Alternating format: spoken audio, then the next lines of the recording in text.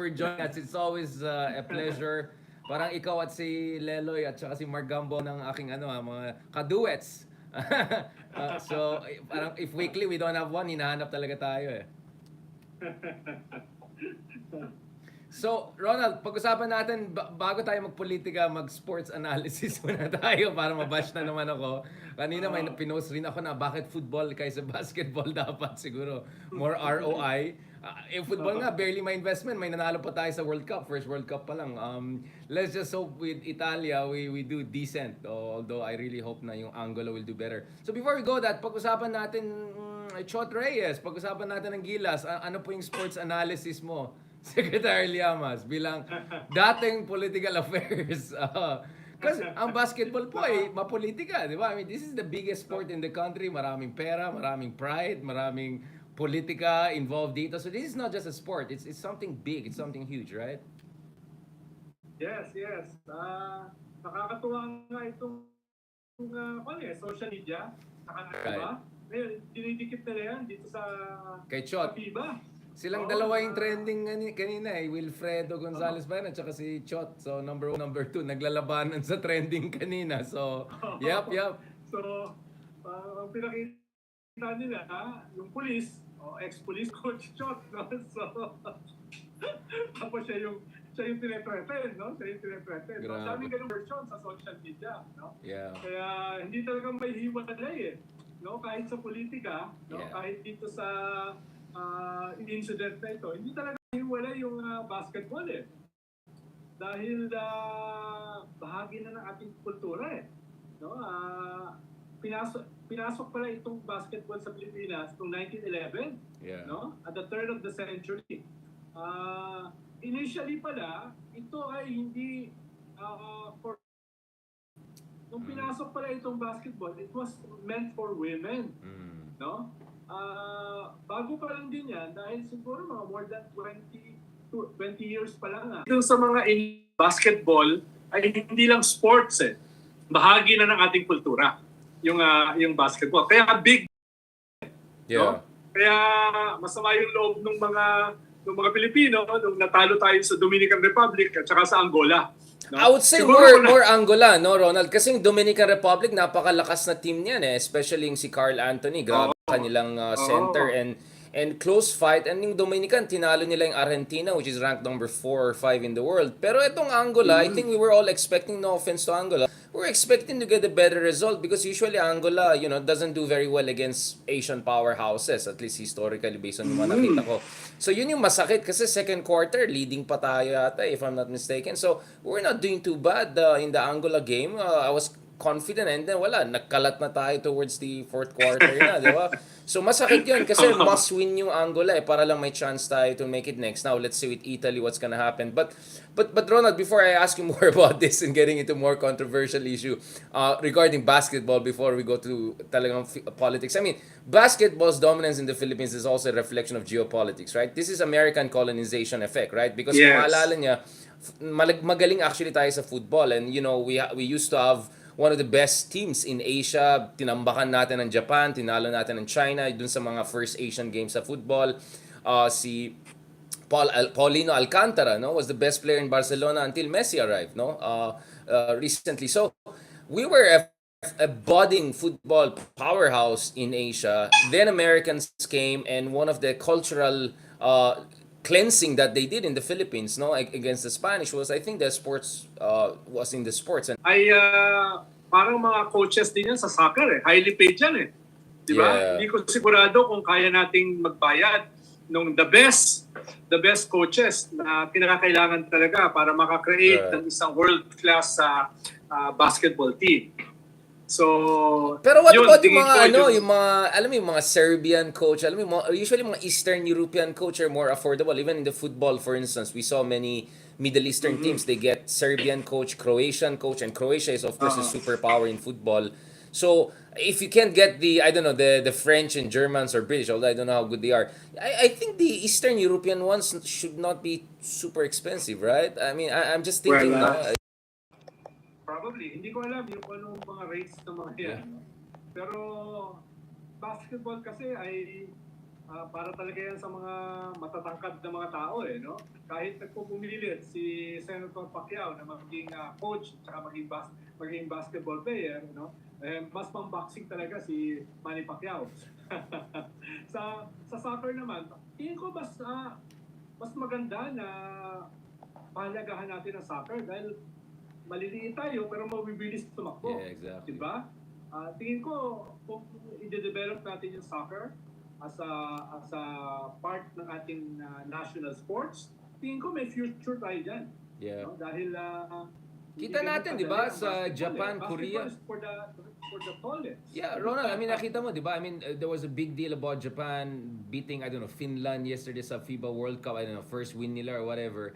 But Yes. ang Japan sa football, pero sa football, Japan is super powerful country. They beat the Spains and Germanys of this world. Yung last World Cup, yung women team nila nanalo ng World Cup. So, I mean, you just look at some of our neighboring countries, similar physics sa atin, talaga natatapatan nila yung best teams because in football, you really don't need to be tall, right? I mean, you know, tayo, we are considered short in basketball, but our... Kaya yung tulong kayo, Yeah. diba? At nila sa kanilang mga athletes. Yung karate, no? Isa rin sa kanilang magaling din national tayo sport. dyan, di ba? Sa Sa softball. kanila, yung buong gamot ng sports ay supported ng Yeah, but Ronald, di ba magaling din ang Pilipinas sa softball or something? Nag-championship tayo recently. I mean, that's the thing like, basketball is getting a lot of investment from private sector, big businessman, big sectors behind it. Obviously, there's a lot of commercial interest there.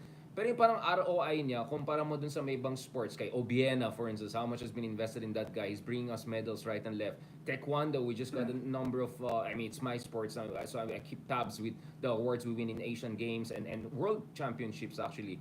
Look at a lot of other sports, we're getting a lot of awards, even though sobrang the investment is limited, even until recently, dun sa weightlifting, di ba, na first gold medal natin. I'm not sure there was a lot of investment prior to, you know, yung mga recent successes ng ating, you know, bayani, no, pagdating sa Olympics. So I'm just looking at in terms of the ROI, no, na you're right na talagang kulang ang investment sa sports, but basketball in general is it's getting a lot of commercial and otherwise investments, and yet titignan mo yung ROI niya compare sa ibang sports. I'm just not saying like football, ilan lang investments natin, naka-isang World Cup na tayo kaagad and one win na sa World Cup. So obviously, I'm talking about big collective sports, volleyball, basketball, I don't know, cricket, football, and I just feel football is important. Although, Ronald, of course, the other argument is that pag football, magagalit yung mga land grabber dyan kasi usually you need, you know, for professional league, hindi yung mga naglalaro lang sa favela si Ronaldo or Neymar. But for professional league, you need stadiums. And one concern is that even yung baseball daw na erase sa Pilipinas because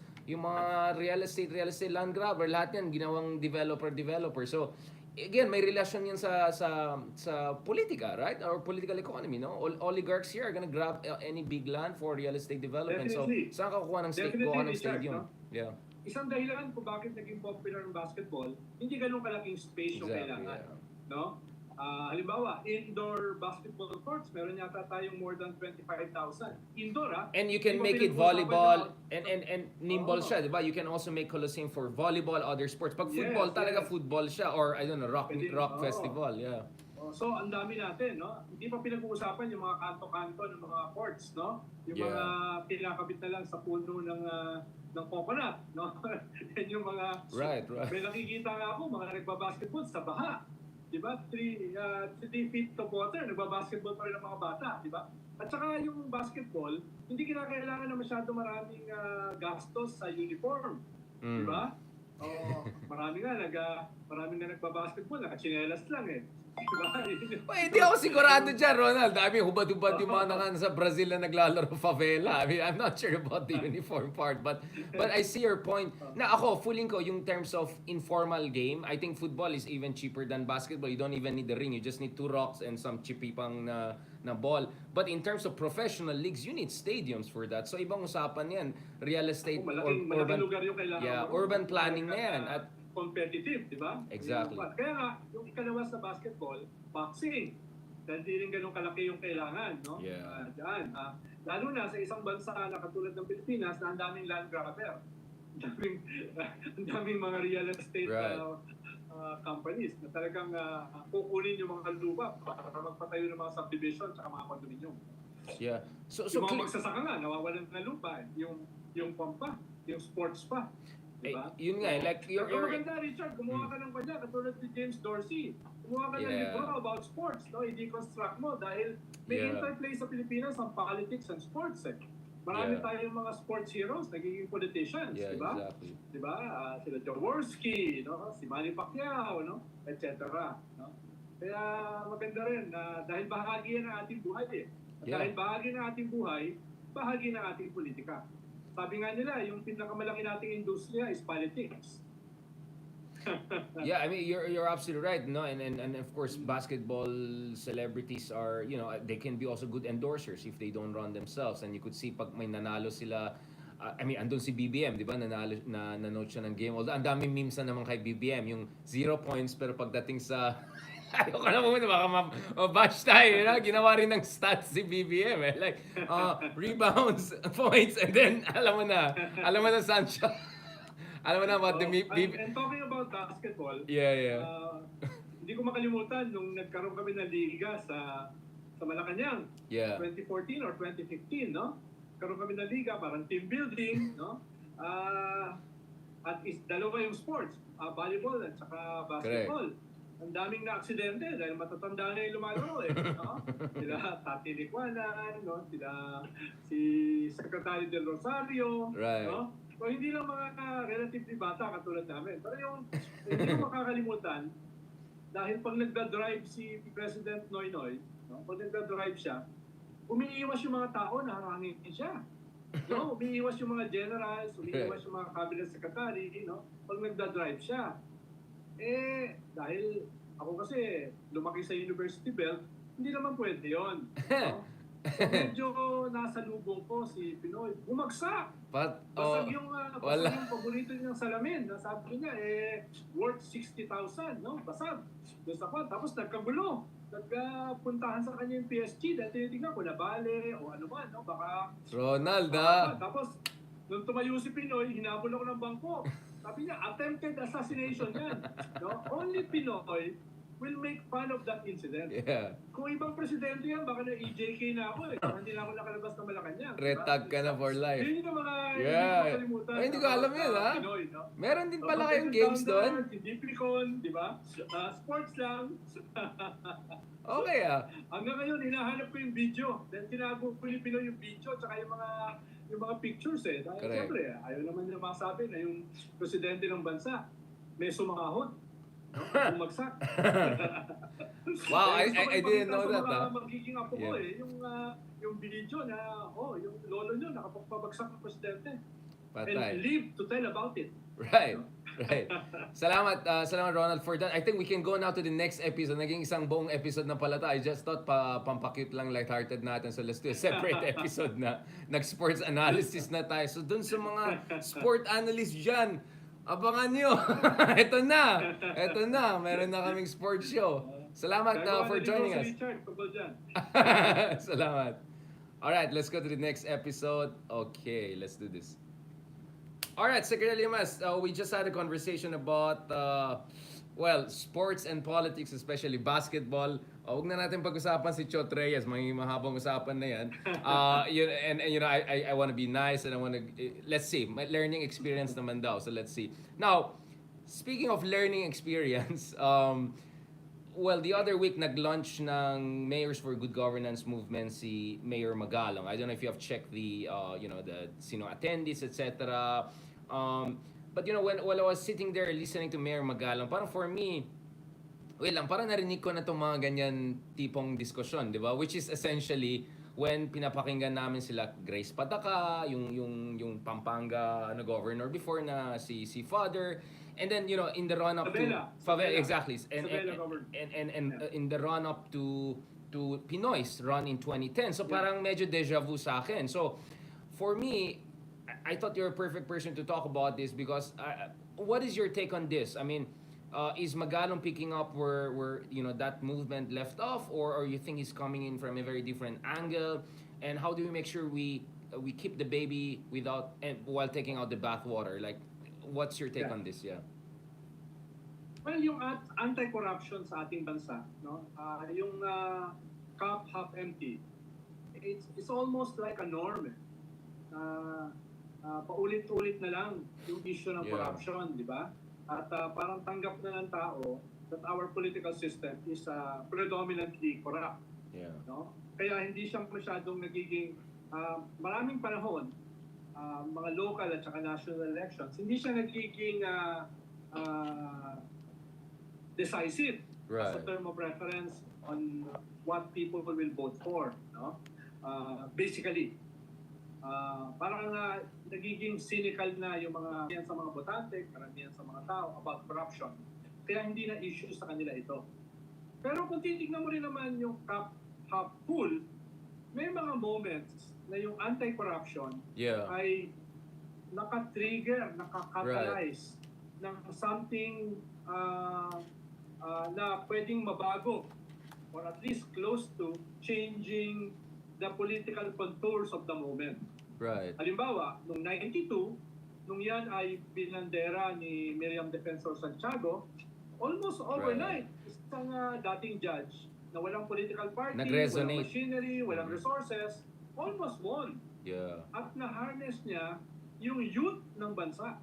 Right. No? Papunta doon sa near victory. Sabi nga ng iba, victory.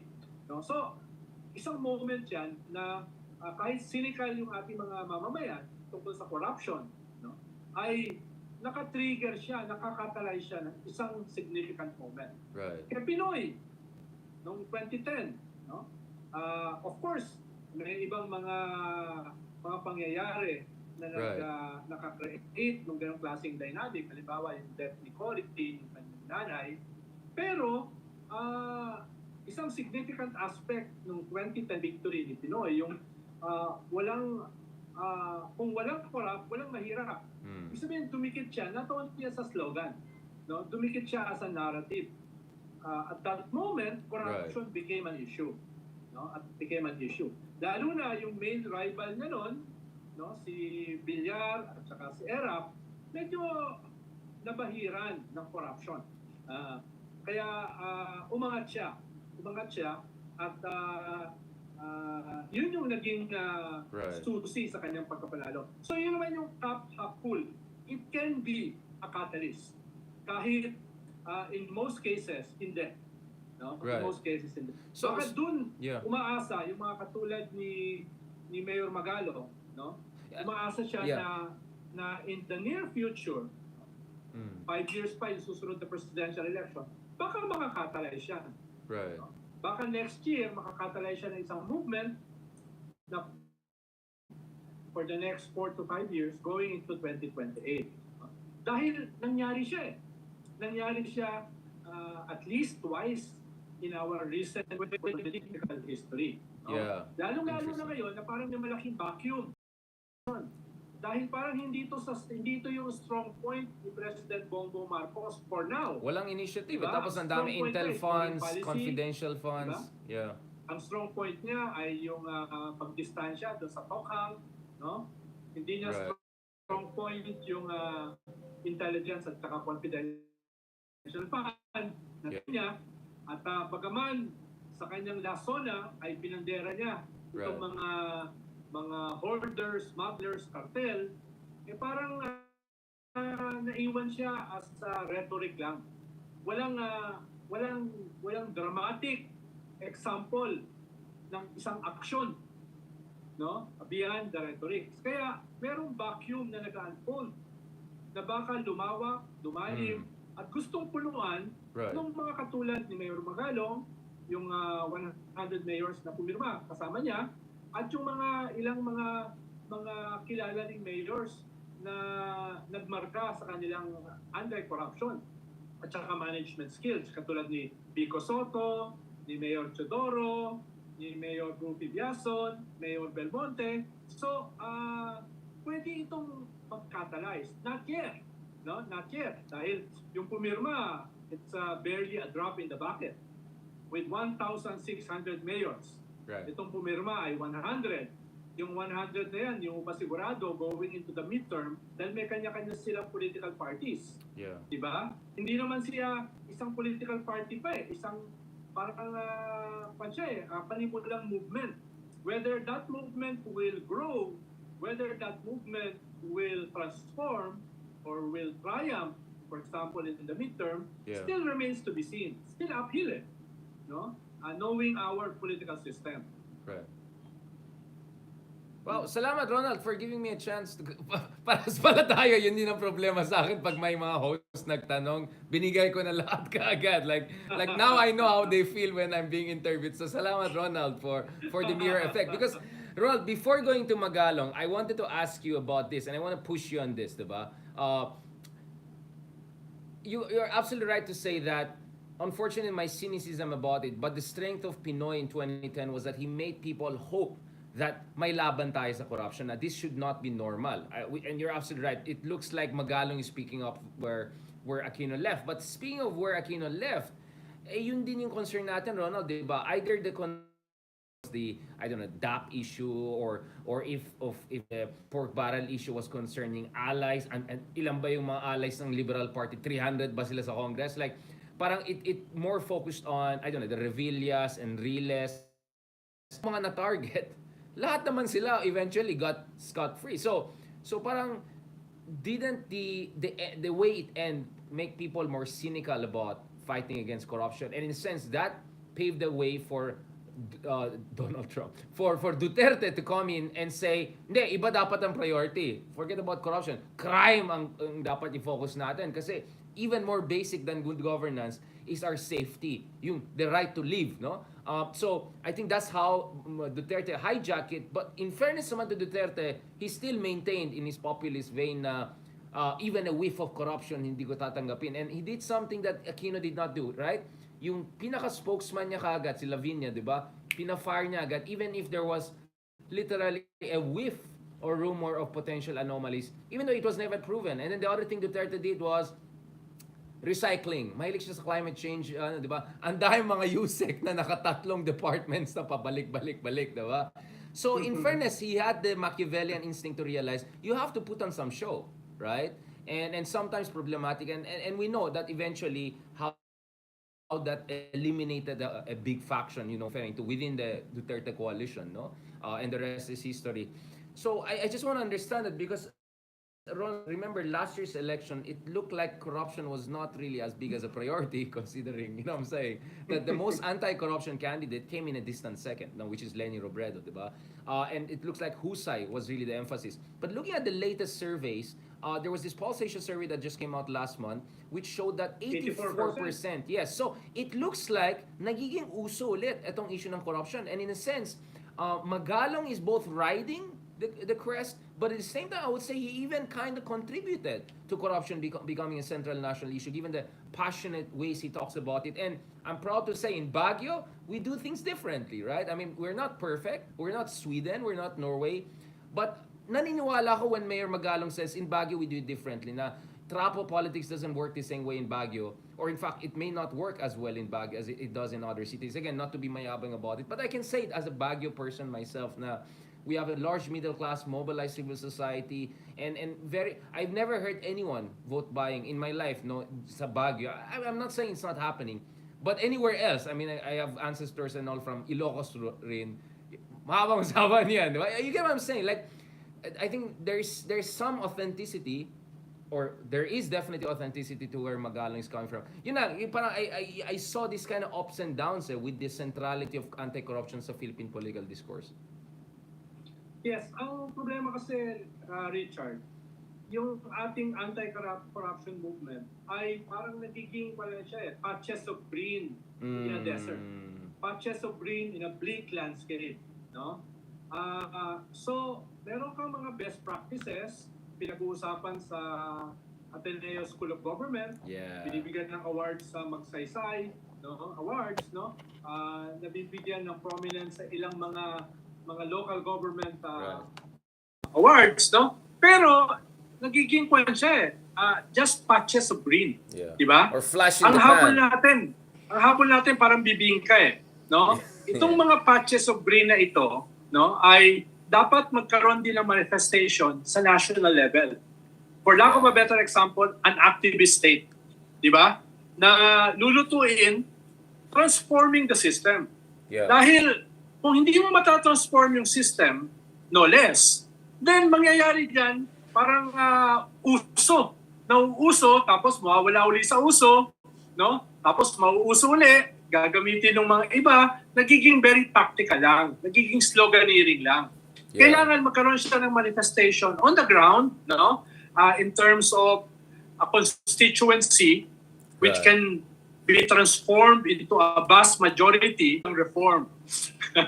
Pero pag sinabi natin reform, it has to be no less than political transformation. Right. Which entails the political system, the judicial system, diba? The cultural system, which is basically education. Right. No? So ang daming gagawin eh. Ako, at 60, baka abutan ko na lang yung pandyan eh, yung gitna. Ikaw, baka abutan mo pa yung dulo. But kailangan masimulan yan, not only as a passion or a fad, Right. or a momentary uso, no? Kailangan masustain yan. Right. No? Kailangan masustain yan. At dyan kinakailangan ng maraming leaders. No? Dyan kinakailangan ng maraming leaders. Yeah. Sa ngayon, si Magalong nag-iisa, a few mayors na kasama niya. Kung mananatili yung ganyan, hindi yan dadami. Hindi yan magkakaroon I didn't see Vico Soto there. I didn't see, I don't know, some of the other more prominent mayors there. I'm sure they have their own reasons, no? But yun nga like hindi kaya buhatin lang ni Magalong yan. And he was really the only star there, to be honest. I mean, there were fantastic other mayors, especially female mayors from Mindanao or a lot of Moro mayors. But parang my sense is kulang na isa lang yung superstar mo. You have to have really kind of a Justice League situation at yun yung parang kulang if Magalong lang is doing this. Halimbawa, combination ng mga luma at saka mga bago. Yeah. Halimbawa, yung mga luma, syempre nandiyan si Senator Risa, no? Sama rin si Senator Ping Lacson na parang retired na. Tsaka for a long time yung gwardiya sa budget no? Yung sinasweek na merong double, 300%, triple, quadruple, quintuple na sa budget, no? Correct. Inaamin na kahapon ni Senator Sani Angara. Right. Meron nga siyang nakita na 2 billion, perhaps meron ka. The very fact na Right. So it should be a combination of old leaders, no? Middle-aged leaders, and young leaders. Right. Halimbawa, yung 15-16 million na bumoto kay Lenny on an anti-corruption platform, dinala yung sarili nila sa mga rally, naghintay ng 10-12 hours, dala ang sariling pagkain, sagot ang sariling pamasahe, di ba? Dala-dala ang sariling placards, streamers na very colorful. Pag-uwi sa bahay, kakatok sa mga kapitbahay para kumampanya. Yan yung binhi. Yan yung seeds of an anti-corruption movement. No? Right. Ang problema, after the election, parang wala na. Di ba? Yeah. May nakita ka ba na binuhay yung wave na yan? Which is where I think Magalong is coming in, Ronald. No, I think he's trying to activate yung hibernation mode na pink movement, and he wants to make it post-party. This is not about linear BBM. We really need a constituency for that. But last point for this episode, Ronald, I want to push you on this. If you look at it, both Aquino and Duterte, unlike let's say Ramos or unlike BBM, I think Ramos and BBM are more similar in terms of technocratic yung kanilang approach. But both Pinoy and Duterte at least had revolutionary optics to what they were doing, right? Both of them, one against crime, one against corruption. But in both cases, parang walang kilusan na nangyari. And eventually, both presidents, even with Duterte with all his powers and narco lists and all, they essentially folded, di ba? They just made a pact with the warlords and LGUs, LGU Trapo leaders, di ba? Of course, there was an attempt to create na kilusan para sa pagbabago, but that was eventually vetoed, and the person behind it, who used to be very powerful in Duterte's camp, he was, hindi naman purged, but he was marginalized, and that's where Bongo really emerged as the prominent figure within the Duterte camp, di ba? Yun nga, so both Pinoy and Duterte, even though they were strong popular presidents in their own peak time, none of them really went for a holistic, crackdown or kasi sayang din kay Duterte kasi yung narco list niya pwede na idikit sa corruption niya, hindi niya ginawa yan eh. So, both of them actually folded. So, as strong as they seem, as popular as they seem, they were actually weak in operationalizing their presidency into transformative structural change on the ground, no? On the ground. Hindi lang, dahil, alimbawa, si Pinoy is not a movement person eh. Yun nga. Diba? Hindi Yeah. naman, wala siyang skill set to create a movement. Sana, yung mga Kaya nga tao sa nandun ka, cabinet- di ba, Ronald? Kaya nga Oo, kinuha ka, di ba? Kaya nga, sana yung mga tao sa cabinet, no, na nanggaling sa movement, dapat kami yung gumawa nun. Diba Yes, kami yung gumawa exactly, nun eh. Yung exactly. aming mga pinanggalingan ng mga movement, kami dapat ang gumawa. Yung naging weakness, halimbawa ni Pinoy, hindi masyado sa anti-corruption eh. Naging weak siya sa crime eh. Yeah. Which helped create a Duterte. Halimbawa, simula pa lang nung kanyang term, di ba, yung Luneta hostage crisis, tapos nagtapos yung kanyang term sa Mama Sapano. Yeah. Di ba? So, yun yung mga malalaking blot sa kanya eh. Correct. No? It's about crime na hindi niya Right. strong point. At ikalawa, yung disaster, yung Yolanda. Right. Diba? Yan yung naging kwan eh. Hindi naman siya, wala akong alam na tao niya na nakasuhan ng corruption o at least na taint ng corruption. No? Wala akong alam na gano'n. I'm sure meron dyan eh. Pero ibig sabihin, hindi yan yung defining element ng kanyang gobyerno. Right. Medyo na-sustain niya yung kung walang corrupt. No? Ang Yeah. problema, hindi lang naman yun ang governance eh. Especially national governance. No? Marami pang aspeto. Disaster, etc. At yung naging foundation nung sumunod sa no, na yan eh. Right. Kala mo na wala. Resilient. Pero, Yeah. it took a leader, it took a trigger para magkaroon yan. It lost. But the defeat was also a victory. Yeah. Because I have never seen crowds like that. I have never seen voluntarism like that. I Right. have never seen enthusiasm like that since the two EDSA. No? Akala mo after 6 years of a murderous but very popular leader, akala mo na wala na yan eh. Right. Pero ng mga Magalong or people Yeah. like him, Vico Right. Soto, no? Nalo sa 2028, huwag na munang uuwi. Gawing green yung buong disyerto ng ating bansa, no? Thank you, Ronald, for that. I think that perfectly sets. Lalo na, Yeah. Richard, Mm-mm. today is, ano ba ngayon? National Heroes Day. Right. No? Ngayon, National Heroes Day. Yan yung heroism na hihingi natin. No? Yan yung klaseng heroism na kinakailangan natin ngayon. The tedious but sustained effort para bunutin yung ugat na problema ng ating bansa by the roots. Huwag lamang gupit-gupitin yung mga branches. Yeah. Diba? Paano na natin? Hindi ko naman sinasabi na gawin natin yung ginawa ng China na noong 1950s, inubos lahat ng warlords. No? Yun nga eh, like- Gawin naman natin yung mga warlords.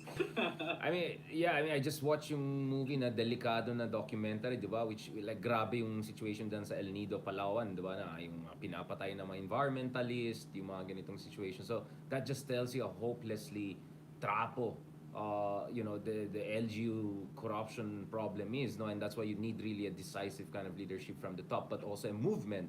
Kasi hindi pwede nakasalala lang sa isang presidente. I think, Ronald, that perfectly sets the tone for our final episode for today. Pag-usapan naman natin, what is the roadmap? What do you think is the best blueprint for the opposition from all of the discussion, from all of the realization? Ronald, passion. Thank you. Okay, let's go to the final episode. All right, Ronald, I think all of our discussions, not just our recent discussions, but all of the discussions we have had off the record, on the record, in the same dinners, in the same lunch, various Zoom talks, I think it should bring us to this question, which is what should the opposition do? Because for all the things opposition, there's a good plot twist rin nangyari, no? Or relatively good plot twist. Yes, we have big concerns with lack of an anti-corruption initiative. We have big concerns with the Intel Fund, Confidential Fund, all of those things going to agencies which are not security-oriented.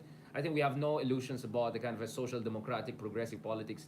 Nevertheless, under Marcos Jr., may breathing space ng opposition, right?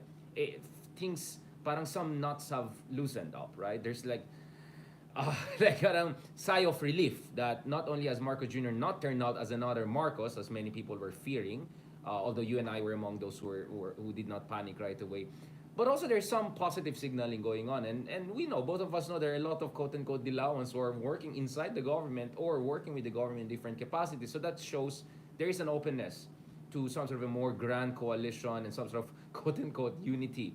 But having said that, obviously, as I said, hindi pwede na umasa na lang na mag-away yung Marcos Duterte para lang by default opposition comes back. That's not a recipe for success. That's a recipe for disaster.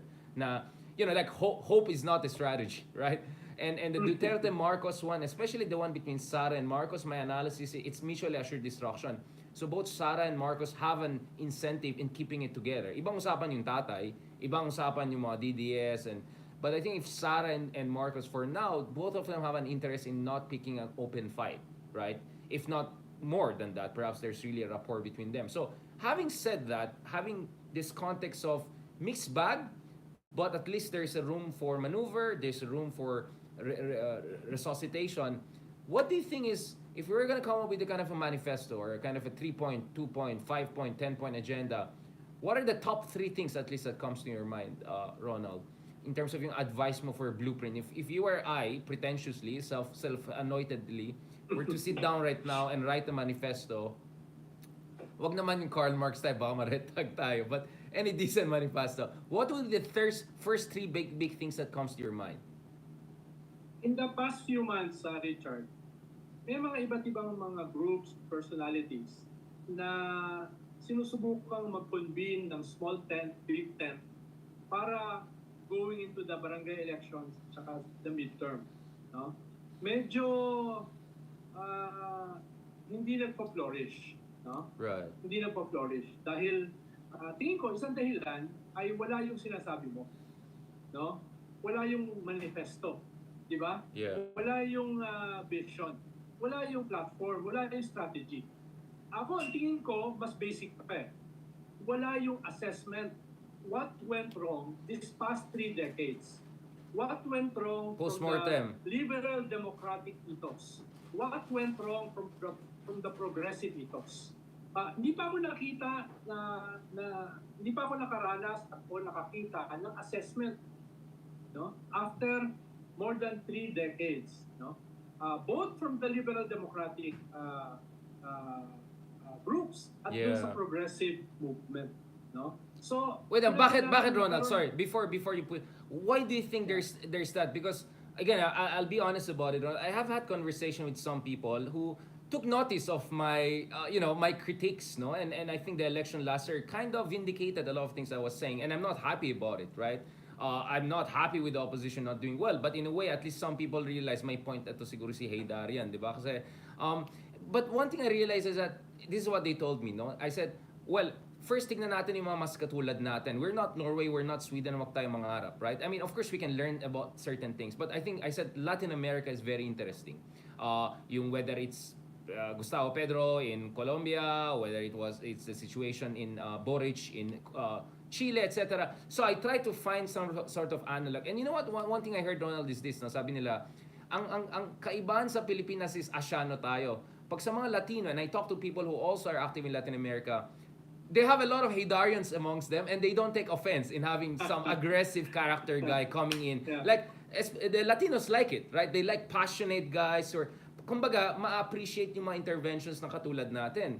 While sinabi sa akin, Richard, hindi namin magawa yan sa mga kilusan namin kasi ma-offend yung iba, ma-hurt yung iba, ayun natin mapahiya yung iba. So, suddenly I realized, baka I'm underestimating the cultural aspect na parang I overread into similarities between Philippines and Latin America, but I really realized the Latinos are actually much more aggressive and open, and they can get away with it, no? Sasayaw sila and then okay na sila. Pero sa atin sa Pilipinas, pag parang pinaya mo ako, babalik ka. You know what I'm saying? Like, at the end of the day, we're still Asianos, right? So, while we're more liberal and open than, I don't know, Thai, Malaysians, whatever, for some reason, it looks like hindi rin pala gagana yung estilo sa Latin America na in your face, mali tayo, ayusin natin yan. Hindi daw pwede yan. You know this better than me because mas active ka sa kilusan. Ako, unfair naman to say I'm armchair. I have my own interactions, but you know more than me, Ronald. Is there a basis to this cultural argument? Na hindi Yes. pwedeng postmortem No? kasi mapaya yung iba? Yes, bahagi yan to sa problema, Richard. No? Wala tayong tradisyon o kultura ng self-criticism. No? Meron yung ilang mga grupo, pero hindi siya naging mainstream. Very sensitive tayo, no, sa mga masasaktan ba yung iba? Yeah. No? Masasaktan ba? Pero babalik pa ako sa ayaw natin na nakikritik, no? Wala, hindi ko naman sinasabi na dapat maging masokista. Yeah. No? Pero that's supposed to be a part of it. To be self-critical, you have to tear large chunks of your flesh. Dahil bahagi ka ng movement. Yeah. Bahagi ka nung naging crisis ng liberal democracy. Bahagi na naging crisis ng progressive movement. Whether you like it or whether it hurts so much, no? Kinakailangan mo i-confront yung ganong klaseng weaknesses. At masakit yan, ha? Masakit yan, no? Ako, kahit kultura yan, some of us, no, especially the leadership, has to start confronting that. No? Has to start confronting that. Kung hindi, mangyayari yung pinag-uusapan natin kanina. This will just be moments. This will just be exceptions. No? The cycle of corruption will continue. Dahil nga, ayaw nating maging self-critical. Kaya sa akin, ang starting point ko, tinatanong mo, where do we start? We start with a summation. We start with an assessment. No? More than 30 years of liberal democratic institutions. No? More than 50 years of progressive movement. Anong nangyayari? Bakit lagi tayong bumabalik sa simula? Yeah. Bakit natin inuulit yung mga mistakes? No? Bakit hindi nasusustain yung ating mga strong points, yung ating mga victories, di ba? Bakit no? Nananatili tayo sa margins? Yeah. No? So, I want to start there. No? Halimbawa, sa aking sariling partido, no? 6 na taon na yung nakalipas, humihingi ako ng assessment. Right. Nung aming, for the first time, participation sa gobyerno. Ako kasi first time ko napasok sa gobyerno nung panahon lang ni Pinoy. Di ba? Yeah. And some of us, yun yung first time na nakapasok. I-assess namin yun. Wala pa kaming assessment. 6 years, 7 years na nakakalipas. So, halimbawa, from our part, isa yon sa dapat naming hugutan ng mga aral. Yeah. No? Pero bahagi ng paghugot is a self-criticism. Ano yung mali na ginawa namin? Ano yung hindi namin ginawa? When we entered government as a junior partner. Yeah. No? Malinaw nun, hindi ka gobyerno. Pero meron kaming small part to play. Right. Yung part na yan, ano yung aming lessons? No? So, that has to be broader. That has to be broader. Some of the progressive movement joined the Cory administration. Some of the progressive movement joined the ERAP administration. Some joined the Arroyo administration. Some even joined the Duterte administration. Ano yung mga lessons na nakuha dyan? Diba? It will be like tearing large chunks of our flesh, but it has to be done. Magdala na lang tayo ng betadine at antibiotic pagtanggal ng mga large chunks of the flesh, but it has to be done. So yan yung una. Based on those lessons, based on that self-criticism, ano ngayon yung contours for the future? Diba? Based on that, hindi pwede na gagawa tayo ng bagong vision, bagong platform, not based on the lessons, not based on the weaknesses and the failures. Mahalaga yun eh. So yun yung second part. Let us draft, sabi mo manifesto, let us draft the elements of a vision, a work in progress. But key elements, no? Ano ba ang gusto nating gawin para sa ating political system? Ano bang gusto nating gawin sa ating economic system? Ano yung component parts niya? No? Lalo na, usually underestimate natin education na magdadala niyan. Magdadala ng ganyang klaseng vision, magdadala ng ganyang klaseng ethos, ng ganyang klaseng form, ng ganyang klaseng energy, no? Sino yung mga yan? Sino mga yan? Tapos ano yung kinakailangan? Yun yung ikaapat. Ano yung wherewithal na kailangan in terms of messaging, in terms of training, no? In terms of skill set, no? Yan yung mahalaga dahil napakahalaga ng narrative eh.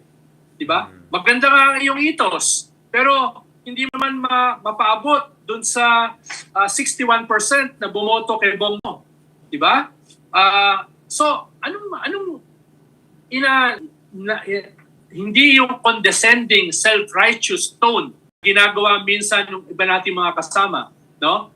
Bakit itong 61% hindi sa atin bumoto? Bakit itong 30 million hindi sa atin bumoto? Kailangan maunawaan natin, no? Para ma-craft natin a viable strategy to convince them, to reach them, no? Minsan very short term yung ating analysis. Kailangan natin mag-TikTok. Kailangan natin mag-social media. Right. Kailangan natin na gawing kanyan, no? 30-second there, etc. That's okay. Pero that's only part of the strategy. Diba? Kailangan natin maunawaan why the G and E, why the poor and the poorest of the poor, na dapat sana ay nasa atin, no? Na for our entire lifetime, pinaglilingkuran natin sila. Pagdating ng botohan, hindi tayong iboboto. No? We have to understand yan. Hindi lang judgmental na, bobobo kasi nila eh. Well, napakahirap kasi nila, tatanggap sila ng boto, ng bayad pagdating ng eleksyon. So, beyond that, no? Buying and irregularities, and of course, we're still looking. Ayaw natin na So, puro tayo. sa isang interview, after EDSA, we experienced the golden days of coalition work. Yeah. Bakit hindi tumagal? Bakit after 4 to 5 years, nag-unravel na ulit ang mga coalition? Wala na. Right. So, meron bang summation? Meron bang assessment? Wala. Wala pa ako nakikita. No? Kami, on our part, for the first time, pumasok kami sa gobyerno. 3 sa aming kasama, naging cabinet secretary. Right. Anong assessment? 7 years na nakakalipas, wala pa. Diba? Yung kaibigan mo, si Walden, no? He was in Congress for how many? 6 years? Right. 7 years? No? So anong summation ng mga progressives na pumasok sa Congress? No? Kahit nasa margins lang. Tingin ko, panyan, hinog na hinog. Hinog na hinog yan sa mga lessons. Pero wala eh. Wala akong nakikita eh. Right. Wow, on that note, thank you. I think we really needed a conversation like this, no? Kasi ayoko naman sabihin nila na patama lang tayo and we're just trying to be armchair and try to play smart. But I think hopefully people realize with this kind of conversation, pinag-isipan natin na mabuti yan at hindi lang tayo banat ng banat, but we're actually looking at constructive ways forward because we know it can work. It has worked in other countries. Why shouldn't it work in the Philippines? It has worked in the past in the Philippines. Pero yun nga, we still are back to the problem of kulang sa follow through, no? And I think in that sense that's where it's coming in, no? Because hindi na follow through dun sa pink movement. There was no, I think, conscious effort by the campaign organizers into a formidable force, not to threaten BBM and another EDSA, no?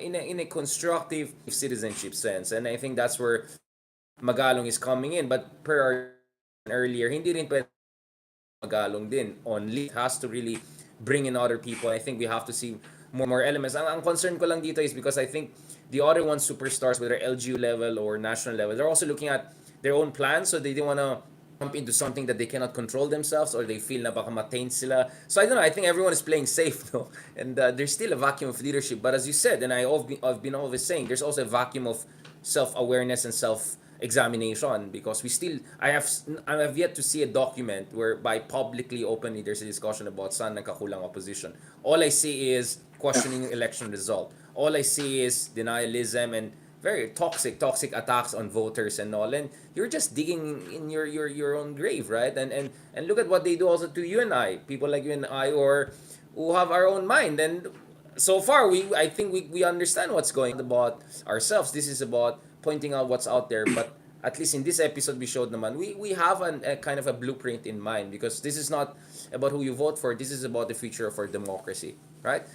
Thank you so much, Ronald, Halimbawa on nga, that note. I halimbawa nga, appreciate. Richard, Yeah. last Friday, Please. nagsalita ako sa burol ng isang kaibigan, isang leader ng bayan, si Josel, yung campaign manager ni Kakabagaw sa Dinagat, no? Was done very pumanaw well, successfully, yeah. Pumanaw siya last week, no?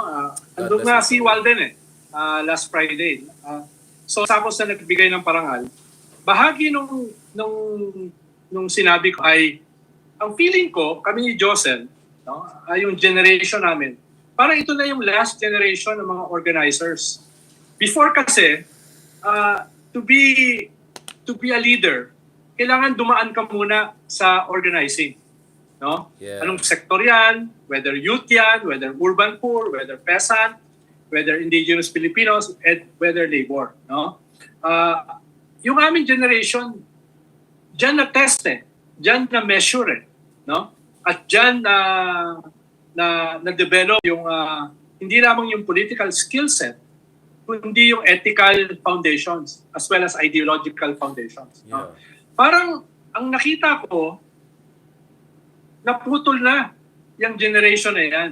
Yung sumunod, no, ay parang nawala na yung ganung klaseng ethos, yung ganung klaseng training. Yeah. No? Naalala ko nung si Chito Gascon, no, yung head ng CHR, kasama ko yan sa Welga, nahulog sa anong tawag doon, yung mawala. Dapat kasama yan dun, hindi lamang sa ating assessment, sa ating strategy. No? Yeah. Kaya, nung pinag-uusapan natin ito, part of my mind, naaalala yan Yung ganyang klaseng cup half full.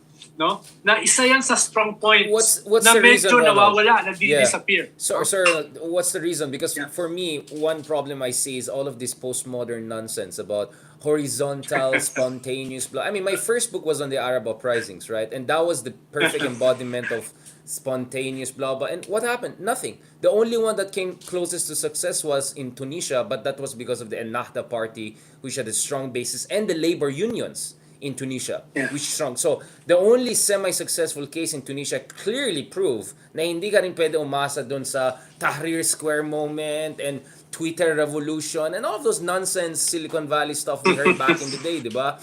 So, Konim, for instance, the former Google executive, had this Revolution 2.0, all of those nonsense, right? And